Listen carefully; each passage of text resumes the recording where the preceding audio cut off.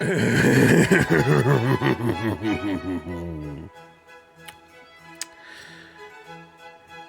will be starting our broadcast a little differently tonight, as we have already gotten the redeem for the 1-star review. Frosty, you magnificent bastard. Always sneaking in there before I even get started. You have to be the first. Especially now that I've put a half-hour cooldown on it. Fight Club, you say? A classic tale of a man hit in the head one too many times who befriends Meatloaf.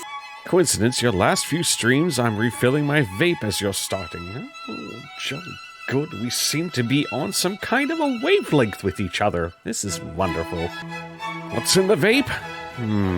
I'm sure it's some mixture of wacky tobacco and somehow cat farts. Today's 1-star review of Fight Club comes from Alexander Surev. It is titled, I Love IKEA. That thought-provoking mantra of 98% customers' reviews is very yawn-provoking. Do you really need to see the guys beaten into a bloody pulp to start the thinking process? What has prepared Mr. Fincher for his penetrating look at modern society? Making music videos for Aerosmith, Madonna, and, oh my lord, Paula Abdul. It seems that for the director and the movie's fans, only two alternatives exist: total boredom or ecstatic frenzy. You're either a mindless consumer or a fierce destructor. Nothing in between. Ever heard of contemplation, meditation, elation? Ever saw happy and content people living their meaningful lives? The film starts with the main characters complaining. Let me translate it for you. I am obsessed with that condominium. In human language, it means I love my home so much. I leaf through IKEA catalog ad nauseum. It means I like IKEA style. All the contacts and planes and trains are brief, one time. So what?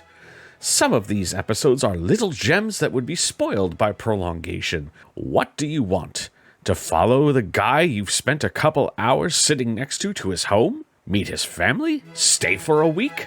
See the photos? Take his grandmother to the park? There are less infantile ways of seeing the world, dealing with the problems and letting the steam off. Want to kick and punch? Go to a local dojo. What is so charismatic about Brad Pitt's pissing in a soup character? Do you giggle mischievously seeing him insert a gigantic penis into a kiddie cartoon? That is nothing else but the result of postponed adulthood of the pisser and the gigglers. Aye, the pisser and the gigglers. Do you fall for Helena Bonham Carter's heroine? The psyched-out punk with a small Neanderthaloid face and Halloween hairstyle? Want to share a room with her and listen to that? Hear me die, creaking on a daily basis? You can argue that watching a movie about Hitler, you do not necessarily enjoy what he's doing. But I've never seen Hitler played by a stud icon. Fight Club guides you to where the real excitement is. The life outside is portrayed as pitiful parody. What we see is a helpless dude. This is fucking long. Okay, this guy had a lot to say. What we see is a helpless dualism, the love-hate relationship with consumerism. They either wallow in that or smash their head against that. No one is trying to use it reasonably to enjoy the benefits. No one is strong and wise enough to be above. They either submit or attack. And the touch of conspiracy theory is added. The much-loved urban paranoia. No one wants to be alone in a big city, to accept the fact that the world is around mostly indifferent. So the notion of a club, however weird, is very appealing. And I am sure the film's fans consider themselves a sort of the union of cool guys. This film has nothing to tell. All that contrived, pretentious nonsense is laughable in its efforts to tell the truth. Millions of dollars were spent to glamorize the freaks doing their freaky stuff, and now the studio wants its money back with the profit. Are you willing to contribute your time, your cash? Better to buy something useful from IKEA instead. That was fucking long. That guy, he was pissed. He was expecting the 1 star to touch on the homoeroticism and the toxic masculinity in the film. No, man, he was just pissed because it's like, how dare you tell me that I'm not allowed to shop at IKEA? Get my Brit on. Stuffy, stuffy, stuffy. This one comes to us all the way from Michael McDonough. McDonough? McDonough? McDonough. Okay. It is very strange to see such a large epic of a series that has costumes out of a 50s outer space cartoon. It worked on my annoyance meter throughout the series. Drove me nuts, those get-ups. Empathy City? Why? The violence was the industry those crazy foul people lived under. I was waiting for a union meeting to discuss who could be more vile over one another. Do these upper-class children go to school? Oxford? Harvard? Maryvale? University of Arizona? The British accents were a high, incredible class of highbrow class, and who cared? Daenerys? Is that how it's spelled? Is a little despot, and you can see it from the entrance with the 3 eggs. Oh boy, dragons. Oh boy, Donald Trumpet. Who died and appointed her the Empire? Do goofed or do a batter? The script did. What the fuck? I swear to God, this is like, that line was, who died and appointed her the Empire? Do goofed or do batter? The producer's lame, stupid explanations of what we just watched at the end of each episode was such manipulation tripe that I began to find these little pious diatribes very funny. I like how he insults the show the entire time, claiming that like his big issues are like the clothes they wear are not appropriate for this fictional show that takes place in a fictional world.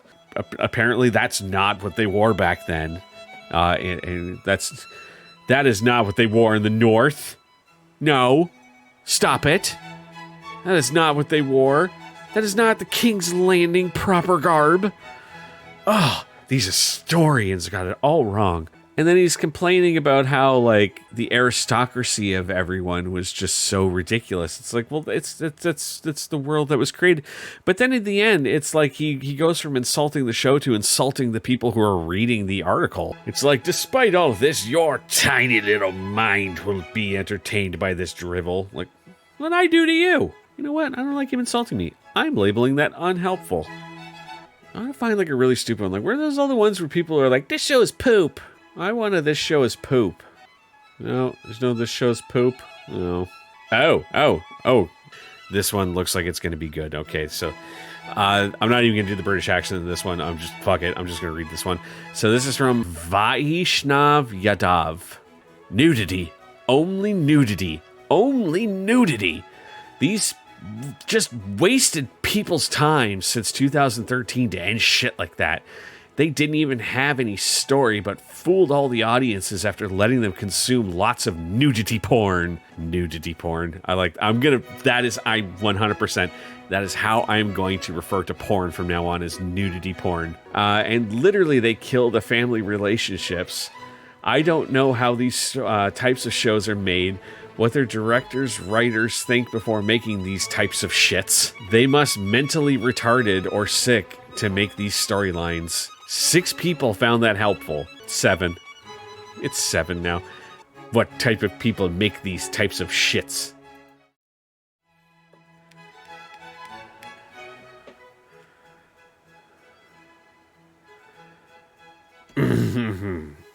One-star reviews of Maga Hat Tree Ornaments. This one coming to us from Youngblood. This is like watching vomit and feces on your tree. Waste matter looking at you. This is disgusting to put on your tree. That's fantastic. Oh, there's another one. This one is from Director 36. The last thing America needs is a Make America Hate Again ornament at Christmas time. But anyway, 1-star review of the Bible. Oh, good Lord, I hope my fucking parents don't hear me. Very religious household here. Me, not so much. I like that. This one was just fucking funny. It's called The Gospel? By Mark Plant. I picked up this because I heard it advertised as the Gospel, which translates to good news. It opens up by telling the reader how the human race is doomed because two poorly developed characters ate an apple that a snake told them to eat. Well, that's not good news. Oh, I can't say I found much good news in it at all. It actually closes by telling us that the world is going to end and how we should all be prepared. I would not recommend this book to others. It does not deliver on many of its advertised promises, features weak characters and archaic diction. No one found that helpful. I wouldn't say I found it helpful, but I definitely agree.